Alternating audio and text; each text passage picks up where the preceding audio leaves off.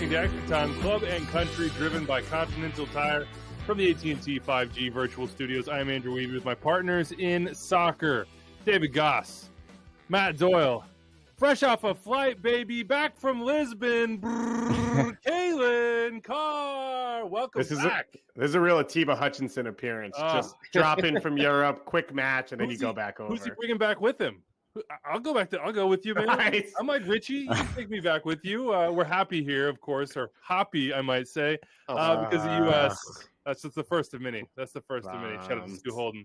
The U.S. are through to the semifinals of the 2021 Gold Cup. 1-0. It wasn't always inspiring. It wasn't always good, but it wasn't always bad either, and we'll talk about that. Let's get to our one-word reviews. We're, of course, going to hit Canada, take you through this one, look quickly ahead to Qatar, but the full MLS show will come on Monday, so tune to that. Doyle, we'll start with you. One-word review and your quick thoughts. What do you think? Adequate or even useful. I just made it 2 words. I just thought that the U.S., like, these games are never pretty, but they learned some tough lessons in the first half, and I thought they applied them really well, and we're pretty clearly the better team in the second half by a good margin. And like, I went into this tournament wanting to learn more about who can help us in World Cup qualifying against teams like Canada and Jamaica.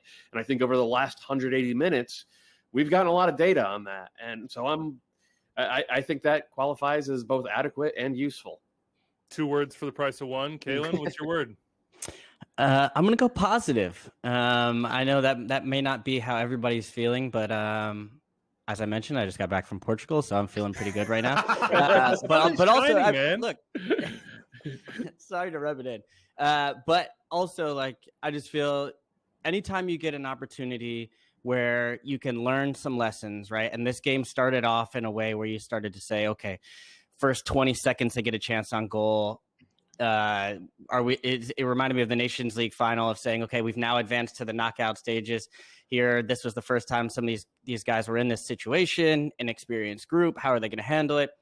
They didn't have to learn that hard lesson that we did against Mexico. Instead, offside, you get out of that, and then they start growing into the game. But anytime you can learn a bunch of different lessons throughout a match and advance through the knockout stages, you get a little bit more data on each of these guys. You see who can hang, who can't. Hoppe, I think, obviously is going to steal the headlines here. But, in the last match as well, I thought he was a positive.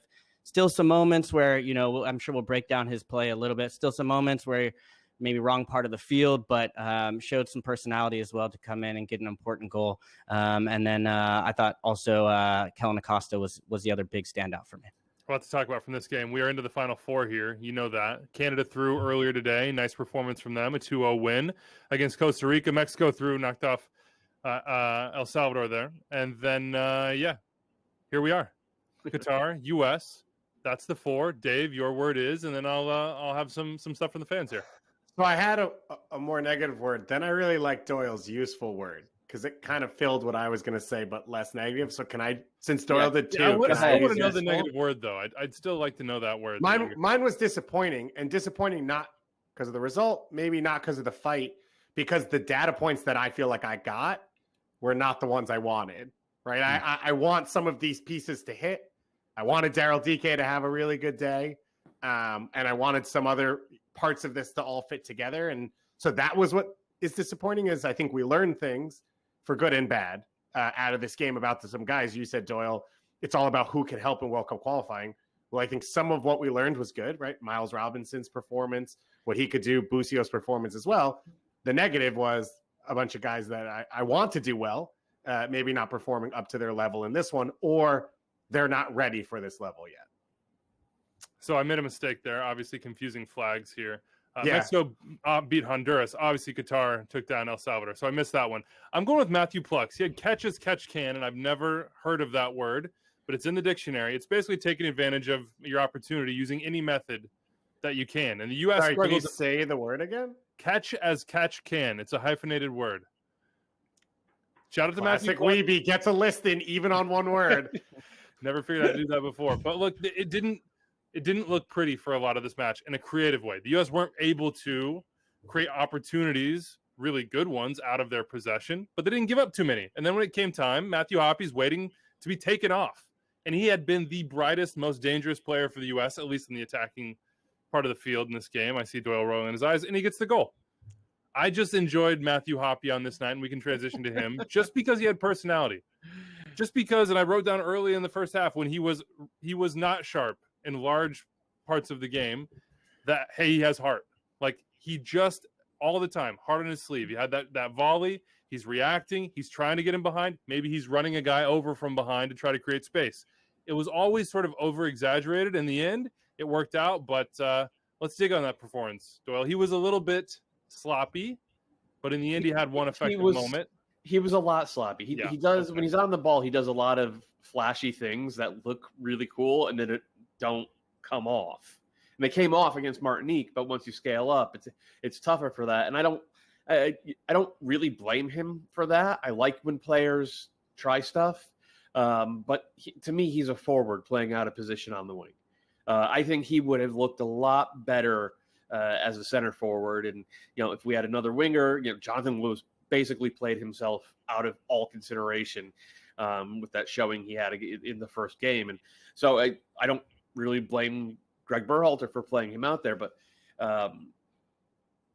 I will say that in terms of the useful data points, Matthew Hoppe going out there and never for one instance being scared, and for occasionally pulling stuff off that did work, that's a very positive data point. I don't think I would put him on the winger depth chart, though. I really think he's more of a number 9, which is where he played for Schalke all last year, and where I think he'll be playing for them again this year. But to the conversation we've had all week about James Sands and Kellen Acosta, does he get himself on a World Cup qualifying roster because he can play in more than one place? Yeah, absolutely. I thought his decision making was questionable at times, where you want to, like, I agree with you, Doyle, you want to have a player that has some personality, is going to express himself and do it, but at what part of the field and at what moment in the game? And there were a few times where the U.S. came under pressure, where he tries to dribble out of 1-2, you maybe play a no-look pass. And then, ironically, it was near the end of the match where I wanted him to go one-on-one. He got the ball inside the box, and he had an opportunity. He kind of swings around, and I think it actually ends up back on his head for the goal. But it's really just more about, and you see this with young players, is really picking your moments and understanding where you are at what moment of the match. And I think it was a little bit times he was able to actually get out of pressure and help the U.S. come back, check the ball, find maybe a switch of play. But it was a little bit of an emblematic, I think, of the U.S. not being able to get out of pressure in general. They weren't able to get to Dike to be able to find sort of a release valve to be able to hold up the ball. They seemed reticent to go long, and we're trying to build out on a tough pitch with Jamaica really all over them through stretches of the first half to try and pressure. So, but I think for Hoppe, just kind of picking those moments. But this game was searching for some personality. It really was at times where you were looking for somebody to come in and say, I'm going to make something happen here, or a tackle. I mean, we were sort of texting each other on the side saying, when is this really going to kind of have that moment of that fight really? And I thought, it was a little bit quiet, a little bit pedestrian at times. And, it was going to take a moment. I thought Hoppe, definitely that personality, at least amongst the group, stood out. So the other one that I think helped bring that, and we don't say this about him that often, was Gyasi Zardes. His emergence into the game, I think. He wins that header, that first moment, falls to him for the shot. But Dike hadn't really even challenged for 50-50 like that. Like, he was just a step slow the whole time. And I thought the whole team lifted after that moment. And so he led. And I think we keep talking about who's the forward. We have to always remember why Gyasi Zardes is in there and why Greg Berhalter is using him, not just for the time at Columbus. He continues to be effective at the international level. He was tonight. And to bring it back to Hoppe, I think that once Hoppe started running out of gas around the hour mark, he actually became a more effective player because he stopped with, he was trying the Clint Dempsey stuff, and he is not a Clint Dempsey type player when it comes to making it work. So I thought that ended up making him more useful. And to that end, I was happy that he got the goal because he kind of deserved it. The other thing to remember when we're talking about him, and we'll talk about Busio and Sands as well, Hoppe's just 20 years old still. Like, he is just a kid. He did not become like a professional soccer player until this year. Like, he was like way down the depth chart for Schalke. He was not super productive, in the lower divisions in Germany, in the youth ranks. And he just sort of burst onto the scene this winter. So to go from that to getting a big game winner like this in the Gold Cup against a very good Jamaica team, it says like that's a lot to do as a 20-year-old. And we should also bear this in mind when talking about Daryl Dike. I think they said it on the broadcast. Daryl Dike's first professional soccer game was a year ago today, and he was not good tonight. And he hasn't been good throughout this tournament, to be honest with you. But I'm willing to grade on a curve a little bit and understand that progress isn't always linear. Guys are not very rarely going to come out and look like the finished product. And I think that is something that the whole fan base would certainly do well to remember when assessing these games. And to that end, it makes the way James Sands has played that much more impressive because he does look like the finished product.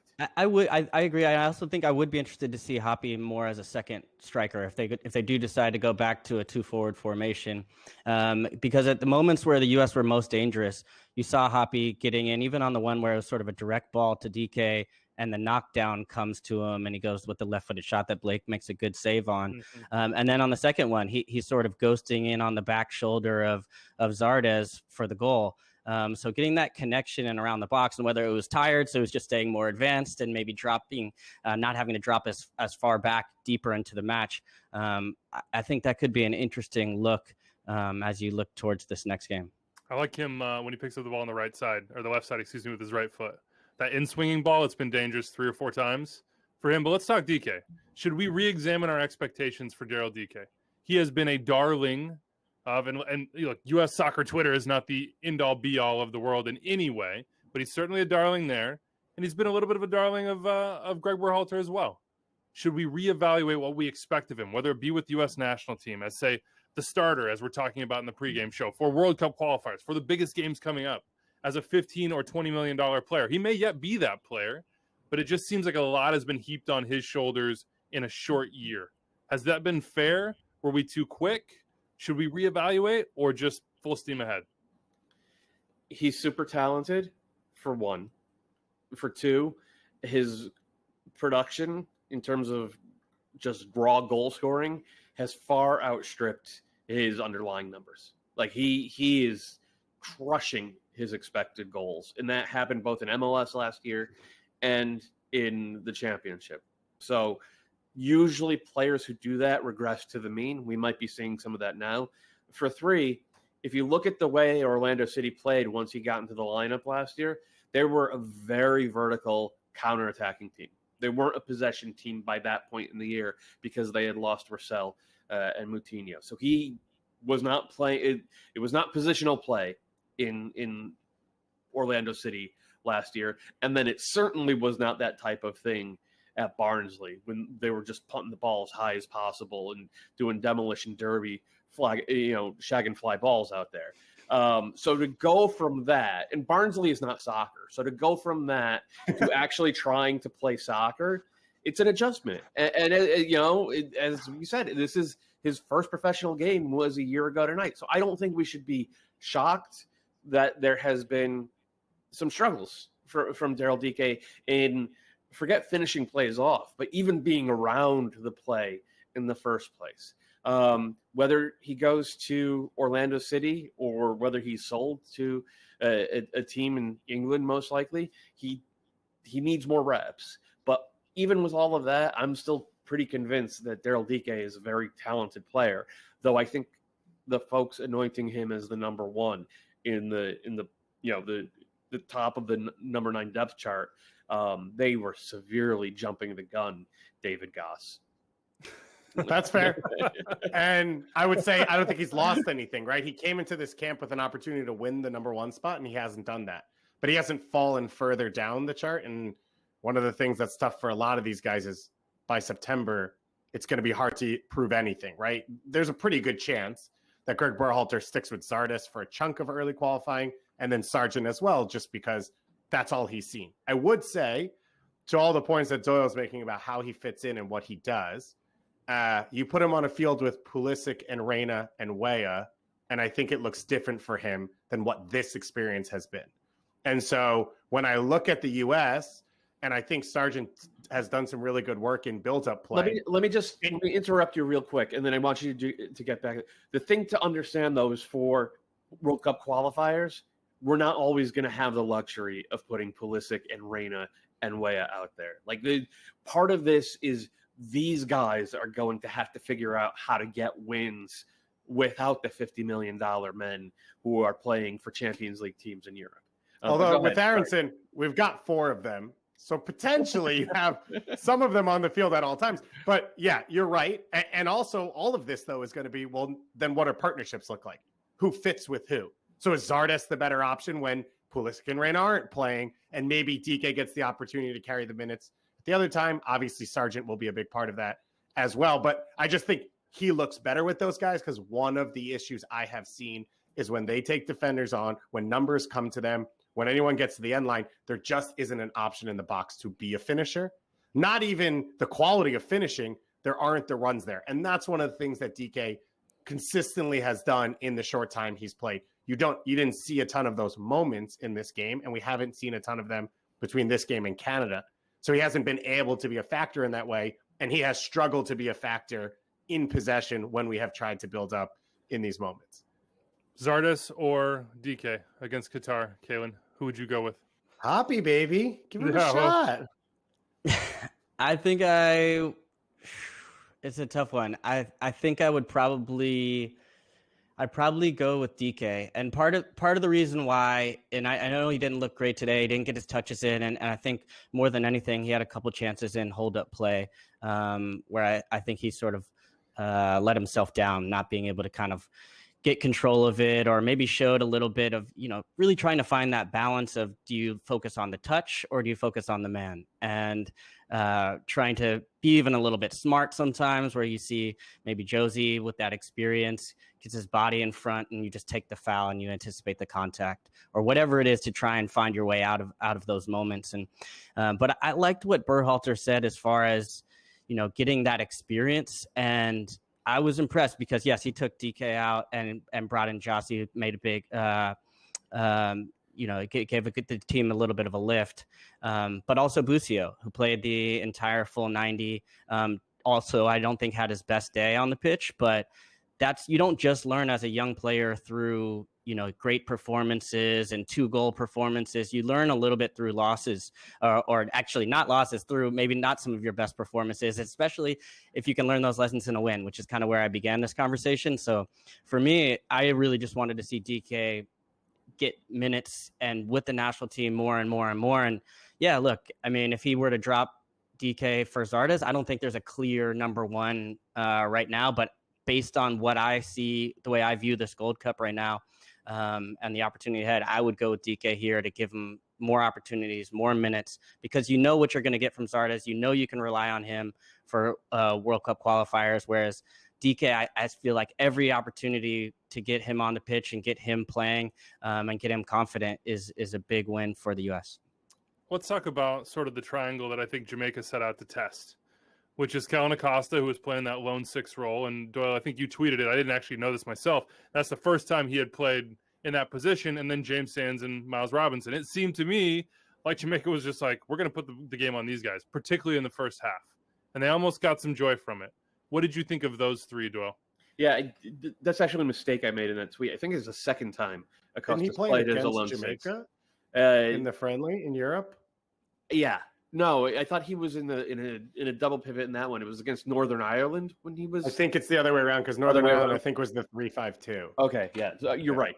So I thought that I feel like if the field had been decent, then we would be talking about Kellen Acosta putting in a masterclass, because defensively he was everywhere and he did everything that I wanted to do. No, it wasn't Tyler Adams levels of quickness to close down and win the ball back, but if somebody makes a defensive compilation of Kellen Acosta from tonight, he'll look really good. And it wasn't all reactive, right? He was reading the game. He was closing stuff down before it happened. If you go back and you watch, Jamaica created nothing through central midfield. And that was the number one thing that I wanted to take from this Gold Cup. I wanted to know that someone, whether it was Jackson Ewell or Kellen Acosta or Gianluca Busio or James Sands, would be able to step in there and play as a number 6 in these games when Tyler Adams isn't around. And Acosta playing like this defensively, I mean, that gives me a real boost. Like, I'm feeling really, really good about that. And especially because it doesn't happen in a vacuum, right? We've seen Kellen Acosta in the biggest games that this region has to offer for club and for country. And he's generally acquitted himself well. So now he's acquitted himself well in a knockout game as a 6 against Jamaica on top of all that. So I'm very happy about that, even though his distribution, especially in the first half, was lacking. I think part of that was being a little too ambitious, and part of it was the field was weird. And I'm willing to give him a mulligan because he has earned, I think, a lot of goodwill with his previous performances. Leggett has not been great, like 4 or 5 games in a row now. He's not being dynamic or secure on the ball. Well, that's not fair. He's being secure on the ball, but it's not. Yeah, go ahead. It's passive.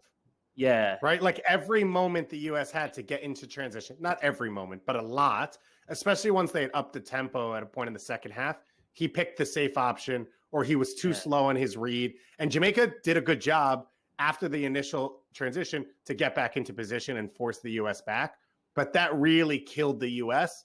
And okay, with Busio, you can sort of understand you don't want to make a mistake. Acosta sitting a little deeper. It was Legett's job to push those moments, and he didn't do it at all in this game. And that's frustrating from a player who has the confidence of the coach, clearly, and his role was to at times up that tempo and be dangerous as that forward, attacking midfielder. And he didn't have it in him in this game, and he hasn't really had it in this tournament. No, he hasn't. And he didn't have it in the Nations League either. So this is like Sebastian Lletget is still going to be a part of the team in World Cup qualifying. There are still going to be games where he starts, but he is leaving the door open for, if Gianluca Busio goes out in the next 2 games and plays superb soccer, then like maybe Busio can jump Lletget at the 8. And as for Busio, he was terrible in the first half. It was more of the same. It was a lot of turnovers. It was a lot of, he was trying harder in his duels, and certainly he was trying a lot harder once he got beat.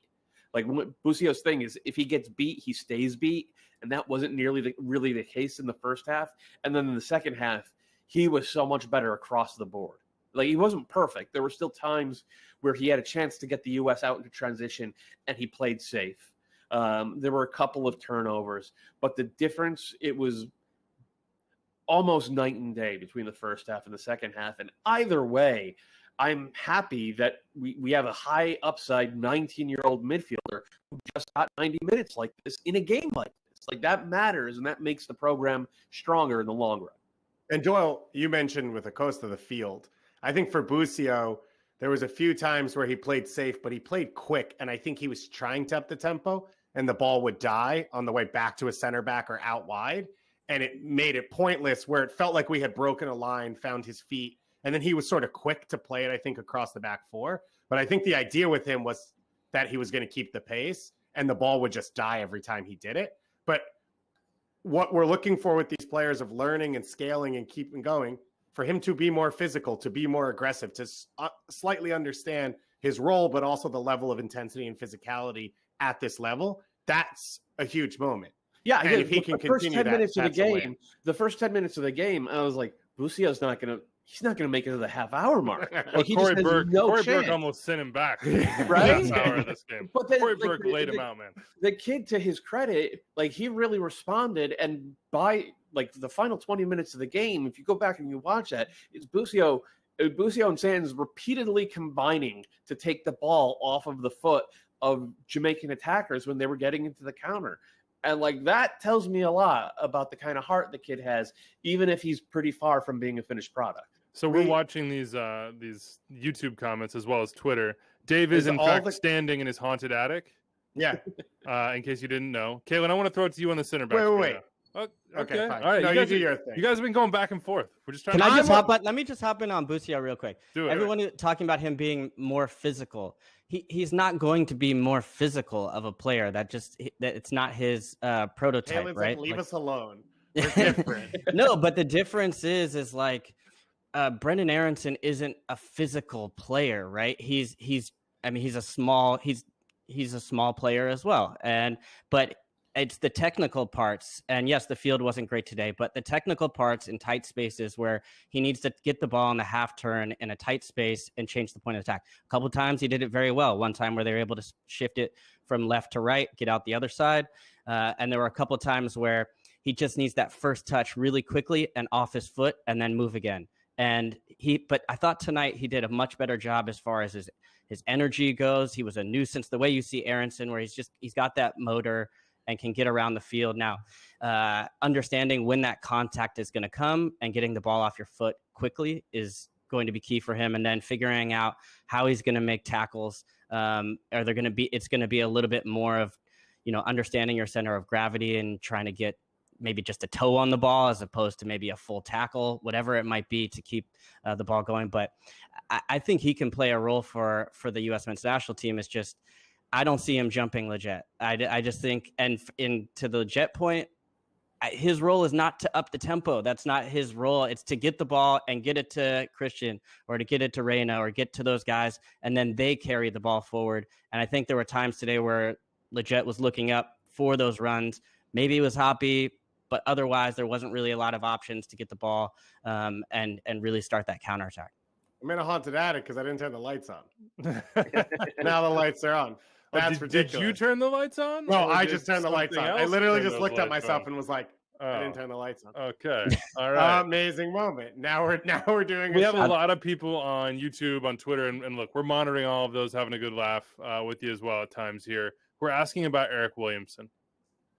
Wait. No. I can't allow this. What? I love Eric Williamson. Miles Robinson has been the player of the tournament. He was phenomenal again today, and we have not discussed him. I tried to break in and do it. And do it now. Go, okay, let's go. All right. Go. We have a text in basically asking if Miles Robinson has worked his way into being on World Cup qualifying rosters now, like September. Like he would be one of those guys. Forward's a spot that we've talked about over and over, not really solidified. The spot next to John Brooks, same thing. Where is Miles Robinson now? I think he's a starter. He's absolutely in there. I don't know about. I mean, look, you got Aaron Long out, Walker Zimmerman out. So he played, I thought Robinson playing on the left-hand side today. That's not necessarily where he's going to be most comfortable. On the right-hand side, he's going to be even more comfortable.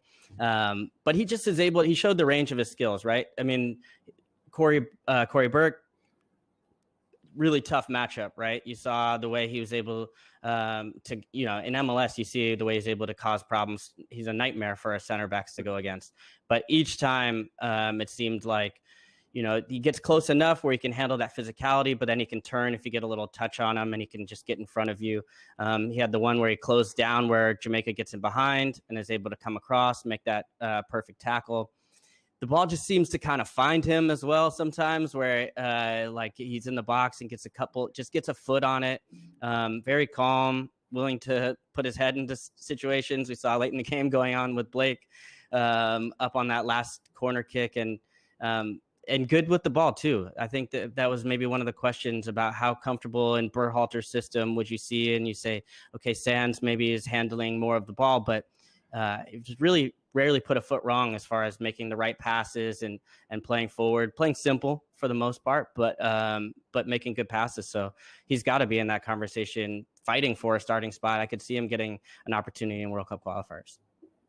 I think he's a starter just because, as Kalen said, Zimmerman's out, Long's out. McKenzie's in that conversation, and we don't know if it's three in the back or three center backs or two center backs. Chris Richards in that conversation, but you reach a point where you go into World Cup qualifying, you've never seen it. He's never played in a CONCACAF game before. So maybe you don't risk him at least in September, or you don't risk him on the road, whatever it is. And I think it's between Mark McKenzie and Miles Robinson, and nothing at the end of this summer where Mark McKenzie will come into World Cup qualifying and haven't really played much yet, because the European season will have just started. I mean, and you look at Miles. To be fair, the season started this weekend for Mark McKenzie. He played his first game on Friday, so Nice. He'll have more than a month under his belt. Yeah, that's fine. That's fair. But I think if Miles Robinson's in form in season, comes off a tournament like this, I don't know what Atlanta United looks like, so I don't know how good he looks coming out of that. But it will have experience dealing with jailbreaks every once in a while. He's put himself in that conversation. He's done everything that a player coming to this Gold Cup was supposed to do. And so he has to be looked at. And even better, to Kalen's point, he'll probably play on the right next to John Anthony Brooks, which is even a better position for him than what he's done here, where he's looked good. If you were to play three of them, who would you put in the middle? Would you put McKenzie? Would you put Robinson, or I guess has Sands also found his way into that conversation? I think Brooks would be the center of the three to me, and it would be probably Robinson and McKenzie next to him as like the best three. So, yeah. Okay. Doyle, where do you stand on this, and where James Sanders works himself into in that conversation? Well, I mean, on the Robinson thing, we're going to use probably 6 different center backs throughout qualifying. Miles Robinson is unquestionably going to be one of them. I'm not sure whether it makes more sense to use him against like an El Salvador and Canada and then save him, rest him against Honduras, or to save him for Honduras because he's the best at defending in space, and that Honduras are deadly on the counterattack. So Greg Berhalter's going to have to figure out stuff like that, both in terms of how the partnership works for the U.S. and how the U.S. strengths and weaknesses go up against the opposition strengths and weaknesses. But Miles Robinson is 100% going to be a part of it. I don't know if he's going to be the best 11, but I think the best 11 conversations are dumb because we're almost never going to be able to play our best 11 given the amount of rotation that we're going to have. And I'm happy to see him have another excellent game like this tonight. As for Sands, he's not as good in a back four as he is in a 3 or a 5, but we already knew that. You saw in the late break, or it was just a long ball that he got beat to by, I think, Corey Burke. And that's his weakness. He's not great in the air. It's why when he plays on the back line for NYCFC, he's surrounded by 2 aerial dominant center backs in Collins and Chanel, or he plays as a D-mid. But either way, he's almost a must include on a game day roster because he gives you depth at 2 different spots, and he gives you the ability to change the team's shape in a way that I don't think anybody else on the roster really does. And he doesn't make mistakes. He'll get beat, but he doesn't beat himself. So I'm going to bring it back to the point I made with Acosta. Like, I wanted to know that somebody could do that number 6 job. I like the data that we got from Acosta tonight. I've liked the data that we've been getting from Sands the entire tournament. And it's weird that even though we haven't seen him play as a number 6, I'm pretty sure we can just like plop him in there against anybody except like Mexico and be fairly assured that we're going to get a good performance out of him, and the type of good performance that allows the number 8s to push higher and play even better and have that sort of assurance that if things go wrong up top, it's not going to, cost the U.S. the game at the back. Going to look to head to Qatar here in a second, but before we end sort of this game and close the book on it and look ahead and talk Canada, because they had a huge quarterfinal win as well, one that's really important to their program. What was something that you thought just sort of left you a little bit disappointed? What were the things that were lacking? Performances, moments, parts of the game. I mean, look, Jet set piece service might be one of those. That just wasn't something for the U.S. that was particularly dangerous in this match. Paul Ariola, I thought, captained the team, and just he didn't have his strongest match. In 2 weeks. Yeah, no, it's fair. It's been a long time for him, but captain the team. I'm just saying, I don't think he would be happy with his own performance. Probably say I can give more than that, and he can. We know that. I thought Shaq Moore's service was a little disappointing because he's been really clean with what he's done, and a lot of what he does is purposeful. It's not I'm going to just whip it into a dangerous area. It's understanding where the runs are coming and finding ways to try and make it dangerous. That wasn't the case today. But on the flip side, because I don't know, I'm just going to say this. Christian Roldan was really great. I don't even think we've mentioned his name. He won the game for the U.S. Maybe not single-handedly, but fairly close. Yeah. And he could play this role, and I think that's fine. He's not going to be in that best 11. He's probably not in that best 22, but he's probably part of a lot of World Cup qualifying rosters because he's a grinder and you know what you're going to get from him. And he's a guy that I would roll out there in San Pedro Sula, right, where there's not a ton of players you can say that and just know that he's going to fight for you. But he has quality and his game's grown and it's developed. And I wouldn't be shocked to see him start against Qatar or in a final if we were to get there. Let's look ahead then. Qatar in the semis, the champions of Asia. We joked in the pregame, Doyle, that I said, hey, I'd love to see him against another CONCACAF opponent. You said, now screw that. Don't let anybody get comfortable against us. This is still a big test. It's a good test. There's no guarantee that the U.S. get through to the final. Qatar could be sitting there facing either Mexico or Canada. I mean, they've played better soccer in this tournament than the U.S. has. It's been pretty, it's been effective, and it's not entirely surprising, first of all, because as Dave said, they're the champions of Asia. They beat South Korea and Japan in the Asian Cup. And they played at the Copa America 2 years ago, and they drew Paraguay, I believe, and then they gave Colombia hell. Like, they put Colombia under a lot of pressure. This is a very good team, and the U.S. is going to have their work cut out for them. But it's a much different sort of team than Jamaica. Jamaica was very linear. They were very happy to sort of skip midfield. Qatar, they want to keep the ball, and they want to pull the U.S. apart or pull their opponents apart and score very pretty goals, and they've been doing that all tournament long. And so this is actually another good test in a different way, because one thing that's been true basically throughout Berhalter's tenure is that the structure of the team has held up really well defensively, especially since that switch to the 4-3-3, I guess, in late 2019. The U.S., even when they're not creating a lot, not giving up a lot, man. The only stuff that teams are generating against the U.S. consistently comes off of turnovers.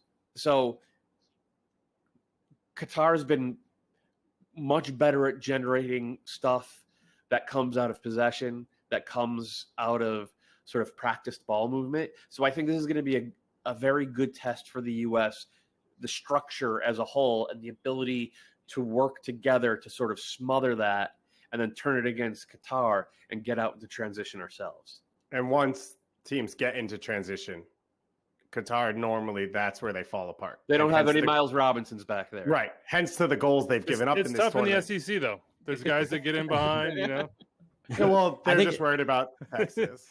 It'll be a unique challenge, I think, for the managers too. I mean, for Berhalter and his staff, just because when you look at just actually towards the World Cup, we've been so laser focused on CONCACAF as well. We should be for Gold Cup as well as for World Cup qualifiers. But when you get to a World Cup, right, you're going to go from playing counter-attacking side like Jamaica to maybe a more possession-based team like Qatar, and then maybe you play a Germany or somebody else in your third match. So being able to sort of game plan and come up with different tactical shifts.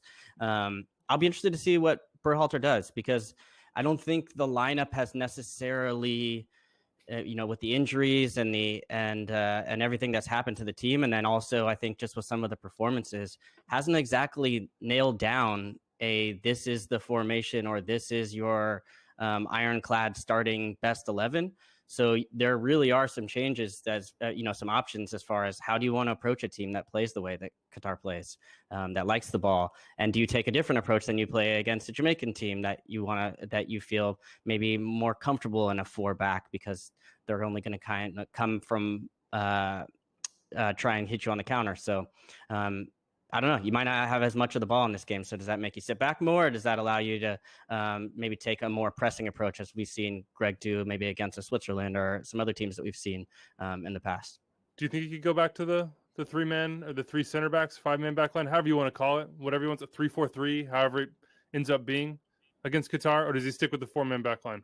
I think a lot of it depends on fitness. He needs to have 3 center backs to play. That's what I'm. Yeah, that's part of the problem here. Pretty sure we're stuck with a 4-3-3, and I'm fine with that, because I honestly think the most important thing we can get is more data on Kellen Acosta as the number 6, and so I want the 4-3-3 just to see how that works and whether tonight's performance against Jamaica was an aberration.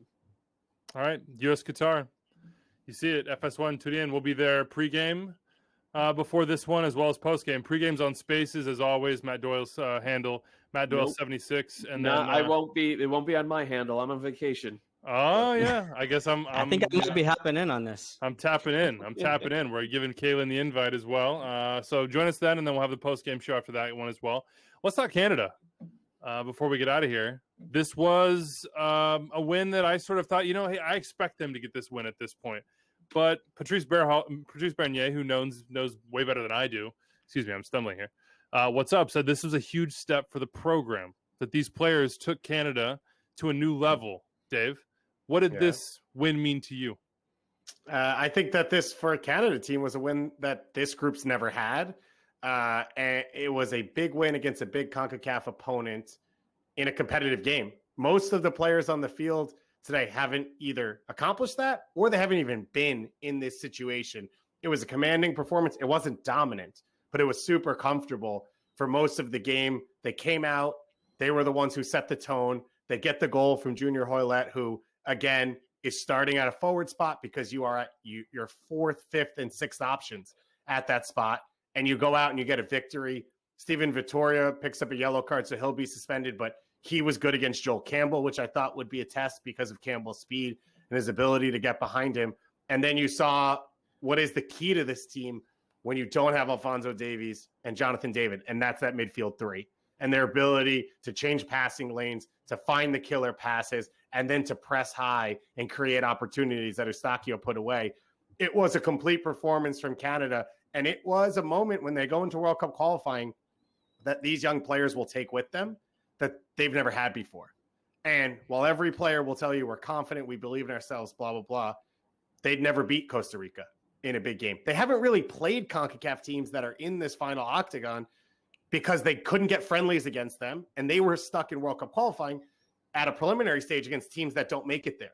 So, yeah, they beat Haiti. That was great. That was awesome. That was a moment for this team. But they haven't played a Honduras. They haven't played a Panama. They haven't played a U.S. or Mexico. Well, they have played the U.S. They haven't played a Mexico in a really long time. So to have that test here and to accomplish it and to get over that hump without so many of your key pieces, I think emotionally is huge for this program going into World Cup qualifying. Anybody have a good Eustaquio take? Because One Soccer's in our YouTube comments just blowing up Steven Eustaquio. How many Eustaquios we get in the national team?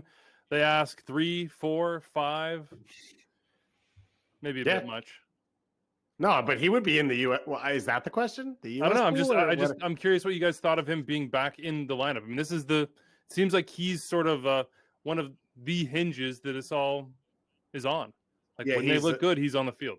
He's in the first 11 now, and it's how other players fit around him. You thought that would be the case, the way he's played in Portugal and what he could mean for this program. Anders talked about it in the pregame show.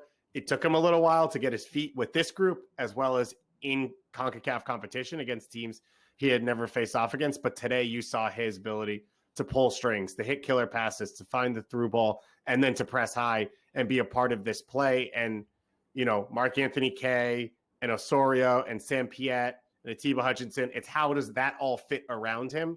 But he is the key to that midfield. Mexico, Canada, Doyle. Does Canada have a chance?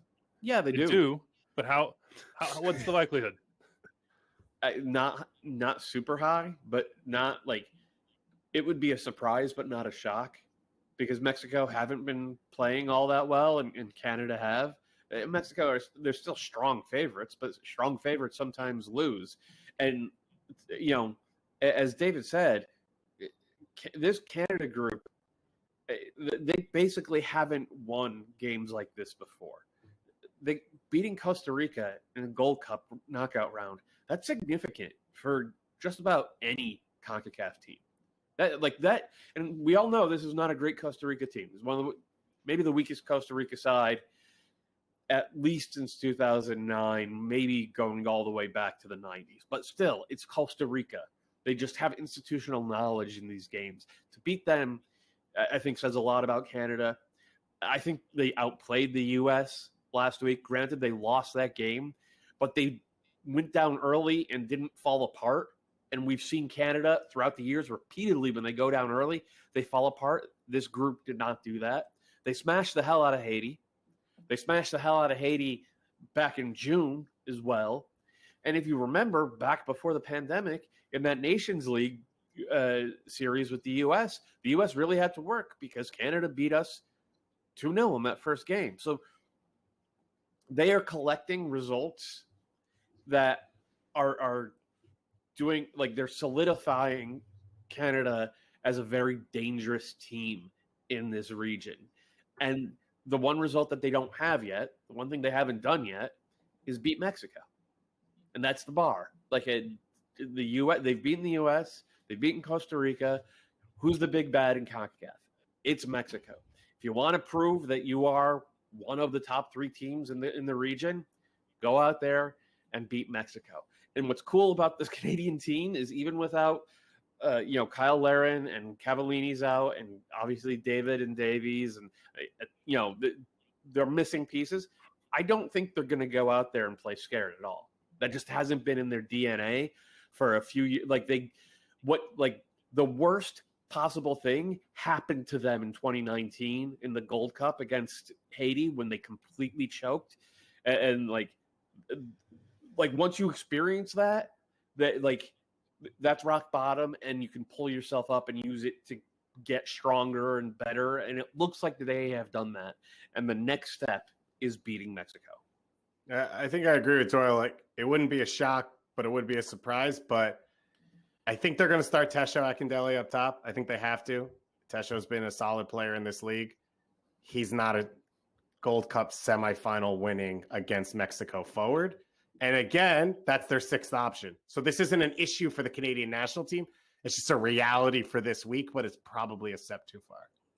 Cue Tesho goal. I hope so. He should have had one today.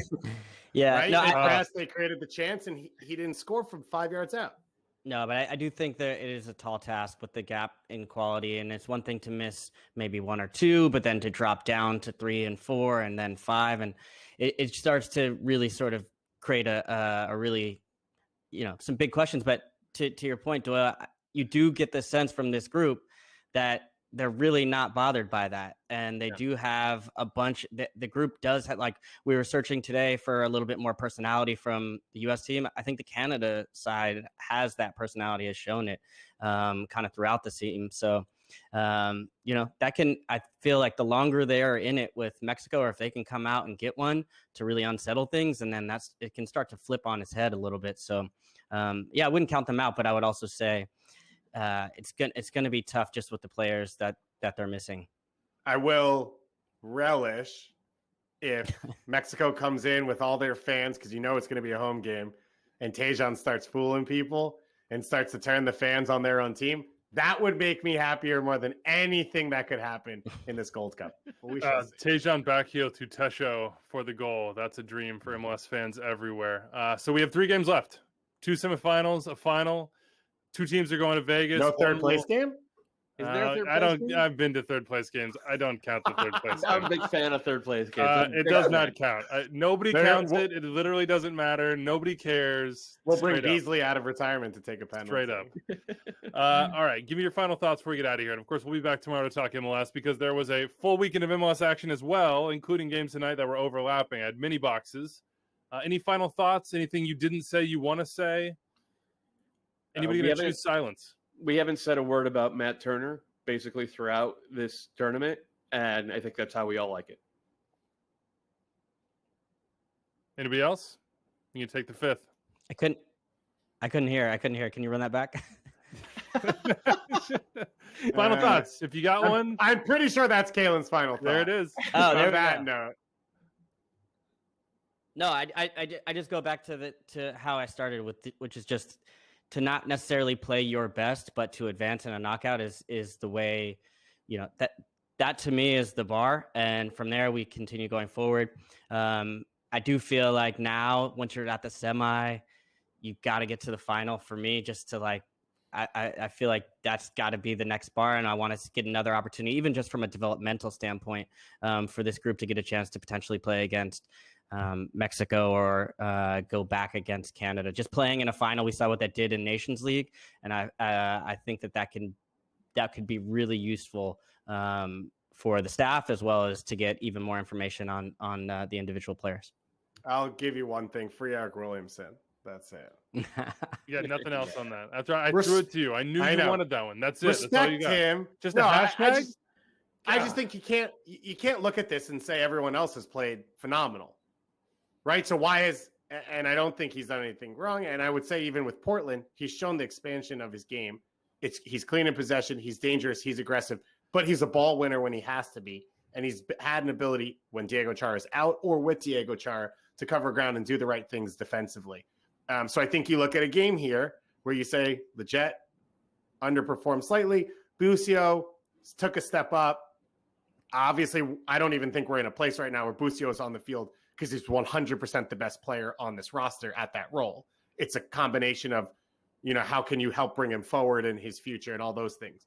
So I think Roldan should start first, even though I'm free Eric Williamson and now I'm in a Portland-Seattle situation. I didn't even expect that.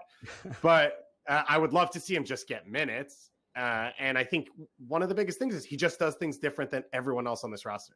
And we have seen the lack of chance creation because of the similarity and the homogenous nature of most of the players on this roster. Why not put someone in there who will try something else? All right. We'll see you guys before the game on Thursday. If you want to tune into Extra Time Club and Country, driven by Continental Tire, that's the national team version here as we cover the Gold Cup into World Cup qualifying. Spaces to start on my Twitter handle, Andrew_Weeby. And then we'll do the thing live after the game. React. Maybe going to a final for the U.S., maybe not. Big thanks to all the SEC fans listening tonight. All you Gamecocks fans out there, thank you so much. We'll see you tomorrow, Monday Extra Time, wrapping up Week 15. Have a great night, everybody.